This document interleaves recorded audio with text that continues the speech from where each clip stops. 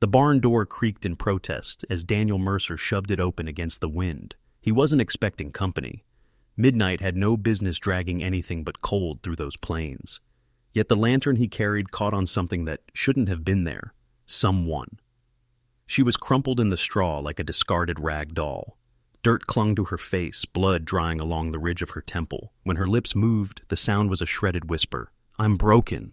Don't judge me." Daniel froze. For one wild second, he thought the drink was playing tricks on him again, the kind of visions that came when grief gnawed too long. But the figure was real, too real. Her eyes, rimmed with panic, locked on his as though she expected a rope, a boot, or worse. The rancher's breath hitched. His lantern trembled. Then instinct drove him back a step. "Lord Almighty," he muttered.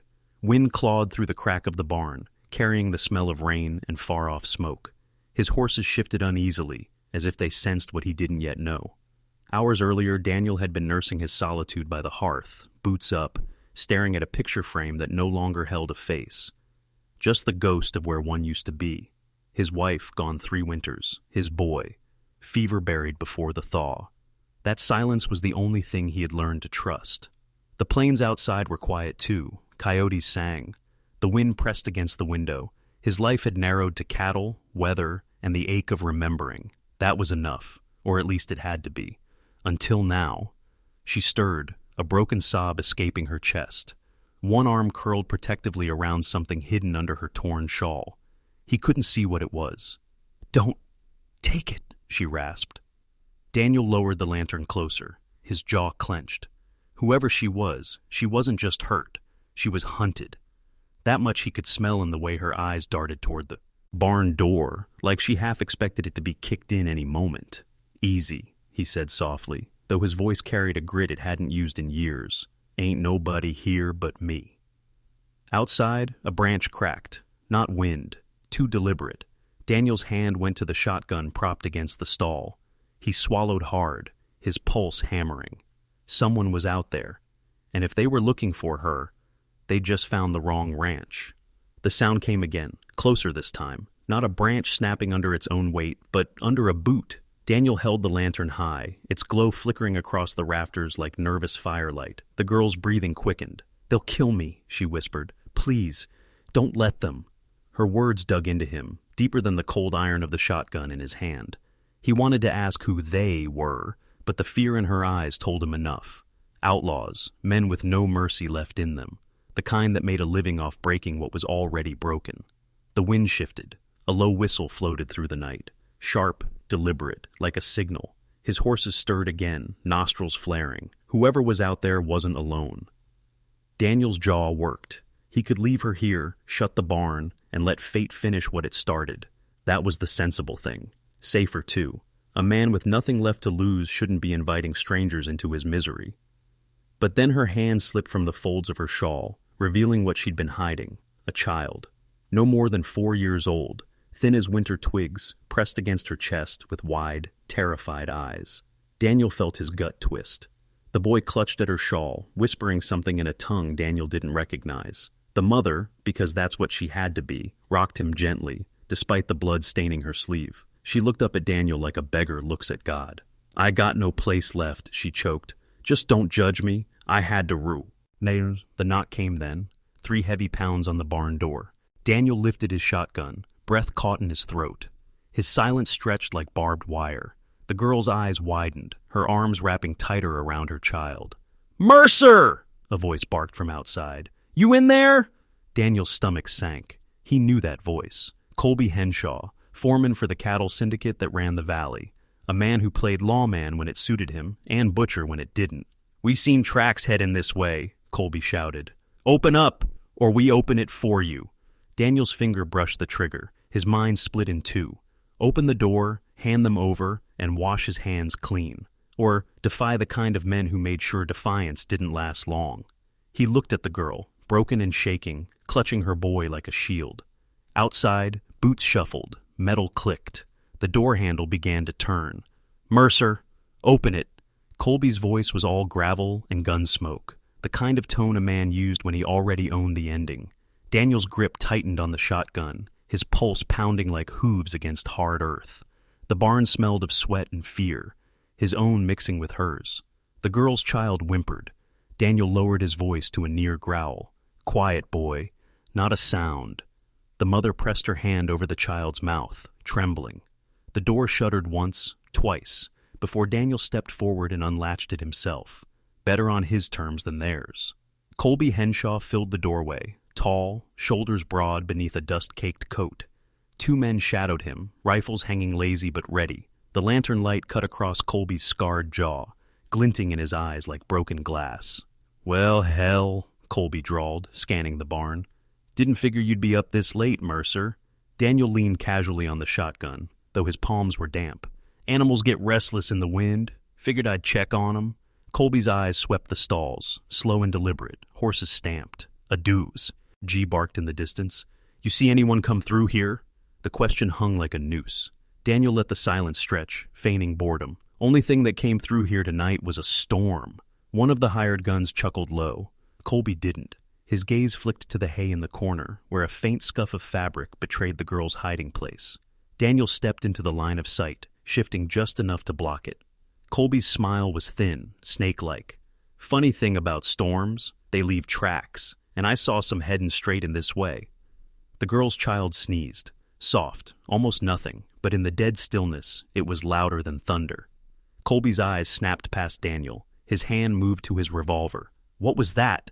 Daniel's mind raced. He could lie again, bluff it through, or draw now and start something he wasn't sure he could finish. The girl clutched her son tighter, silent tears streaking her dirt-smeared face. Colby took a step forward, his men fanning out behind him. The barn felt smaller, air thicker, like the walls themselves were holding their breath. Daniel raised the shotgun an inch higher. His voice was flat, final. "You step one more foot in here, Colby, and we'll both find out how quick you can draw." For the first time that night, Colby hesitated. The air in the barn tightened, like a rope pulled taut. Daniel's finger hovered near the trigger, his eyes locked on Colby's. For a heartbeat, no one moved. Even the horses seemed to hold their breath. Then Colby smirked, slow and knowing. He tipped his hat back, the leather brim shadowing the scars across his jaw. "You always were stubborn, Mercer. Ain't worth dying over, but—" His eyes cut to the stalls, sharp as a blade. "Reckon I'll be back. Ain't no storm covers tracks forever." He spat in the dirt, turned on his heel, and motioned his men out. The barn door groaned shut behind them, leaving Daniel in the dark, with nothing but the lantern glow and the thunder of his own heartbeat. The girl sagged against the wall, clutching her boy. Tears slipped silently down her cheeks. For the first time since he'd found her, her voice cracked soft and human, not desperate. You didn't give us up." Daniel set the shotgun aside, his shoulders heavy with the weight of what he had just bought himself. Trouble, reputation, maybe death. He crouched slowly, setting the lantern between them. Its glow painted her face in trembling gold. "You and the boy got names?" he asked. She hesitated, as if a name itself was dangerous. Then, almost a whisper, "Marisol. And this is Mateo." The boy peeked from beneath her shawl, his eyes wide, mistrustful. Daniel's calloused hand hovered for a second before he reached into his coat and pulled out a strip of jerky. He held it out, steady. Mateo stared at it, then at his mother. After a long moment, his tiny hand reached, snatching the food quick as a rabbit. He chewed with cautious silence. Something in Daniel's chest shifted, a weight he hadn't noticed pressing all these years. He glanced at the small face in the lantern light and, unbidden, thought of his own boy, the fevered breathing, the last night when he couldn't do a damn thing but watch. Marisol saw it in him, the way his eyes softened. "You've lost someone," she said gently. Daniel swallowed hard. His gaze dropped to the dirt. "Yeah, more than one." The barn was quiet except for Mateo's chewing, the lantern's hiss, the far-off wind. In that silence, grief recognized grief. For the first time, Daniel didn't feel alone in it. Outside, hoofbeats echoed faintly in the distance. Colby wasn't gone, just waiting. And Daniel knew dawn would bring a reckoning. Dawn crawled slow across the valley, dragging pale light through the cracks of the barn. Daniel hadn't slept. He sat with his back to the stall, shotgun across his knees, eyes fixed on the horizon through the open slat. Marisol dozed against a hay bale, Mateo curled in her arms, his tiny chest rising and falling with the steady rhythm of trust. Trust he hadn't earned, but had been given anyway. When the hoofbeats came, Daniel was already on his feet. Dust trailed in the distance, riders, Colby, and more of his kind. He could see their silhouettes cresting the ridge, dark against the sunrise. Marisol stirred awake, panic rushing across her face. "They're coming," she whispered. Daniel nodded once. His voice was steady, but there was a crack of something deeper in it. "You stay low, no matter what happens." He stepped out into the morning, shotgun in hand. The air smelled of dew and iron. Colby reined his horse in just 20 paces away. 6 men flanked him, rifles glinting. He looked down at Daniel with that same jagged smile. "You had all night to think on it. Don't make me burn your place to ash for a woman that ain't yours." Daniel felt the weight of choice press against his chest. All he had left in this world was the dirt under his boots and the ghosts in his cabin. It would be easy to give her up, easier still to step aside and let the world stay cruel. But he thought of Mateo chewing jerky in the lantern light, of Marisol's voice when she said, "You've lost someone." He thought of the picture frame by his fire, empty now because the faces were gone, and how, for one fleeting night, the barn hadn't been so empty. His answer came quiet, but it cut through the morning like a blade. "She stays." Colby's smile soured. He leaned forward in the saddle. "Then you die with her." The rifles lifted. Daniel braced, then a shot cracked, but not from his gun. From the ridge behind, then another. Yells scattered the air. Men fell from saddles, horses bolted. A group of riders stormed down, neighbors, ranch hands, even the old storekeeper with a pistol shaking in his fist.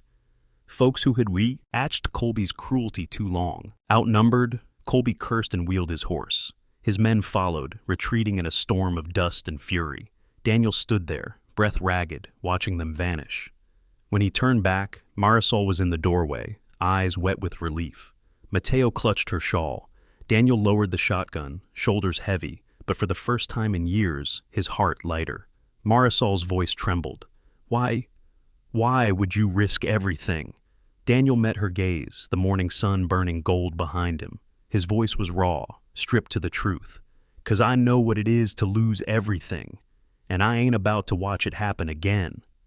Years later, folks still told the story of that morning, the day Daniel Mercer stood alone against a valley of men. But the truth lived quieter, in the small moments.